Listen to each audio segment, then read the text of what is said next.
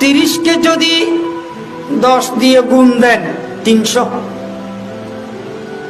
এইদিকে শাওয়াল মাসের 6 রোজা, 6কে যদি 10 দিয়ে গুণ দেন 60।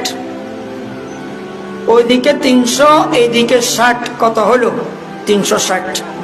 আরবিতে 360 দিনে 1 বছর, ইংরেজিতে 365 দিনে 1 বছর। যেহেতু ইংরেজিতে 31 তারিখওয়ালা অনেক মাস আছে, কিন্তু আরবিতে 31 তারিখওয়ালা একটা মাসও নাই, তাই 360 দিনে আরবিতে 1 বছর।